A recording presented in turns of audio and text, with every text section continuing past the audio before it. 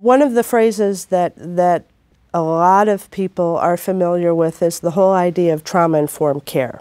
And I'd like to start there because what we do in the field of victim services and allied services for older adults, in my realm, people with disabilities who experience violence, it's not care.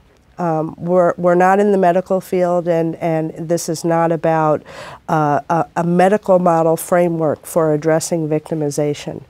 So with that said, being trauma-informed and providing trauma-informed services, training, support is first and foremost, it's about being trauma-aware. And I think what I mean in our fields is those of us who work in the field of advocacy, supporting victims and survivors of violence, we understand so many of the contexts in which people experience domestic violence, caregiver abuse, sexual assault.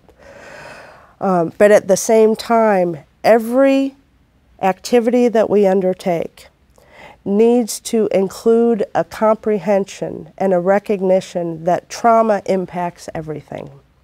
Not just for the survivor, but also in work with law enforcement. If we're providing support to a victim who is being interviewed by law enforcement about, let's say, a sexual assault, being trauma-informed is, it's not just being aware that this person experienced harm.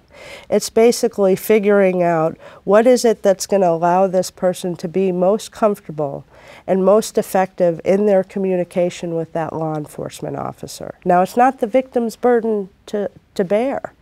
It's the burden of professionals and allied professionals who are working in the system of criminal justice, elder services, adult protective services. So to be trauma-informed basically means that we have to be aware, even though we might not know this individual's particular story, that individuals who have experienced the kind of interpersonal violence that we're talking about often carry around, sometimes unknown to them, responses to situations, to individuals, and to systems that impact how well those systems work for them. Let me give you an example.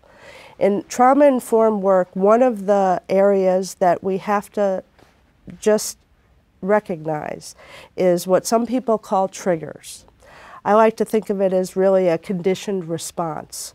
Being trauma-informed and being trauma-aware is recognizing that individuals are going to have responses and reactions, ways of thinking and talking about their life experiences that we might not fully understand.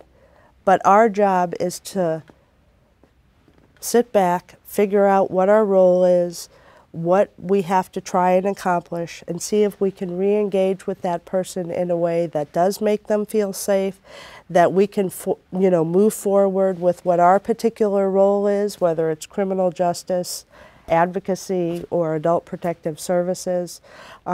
It comes out in ways we may not expect. And so to be trauma-informed basically means that it's our job to figure out how best to connect with, recognize that a lot of things are going to be going on that we might not understand, but continue to do our job and work to, as best as possible, provide whatever that individual victim or survivor needs to access justice, to access services, and to access supports.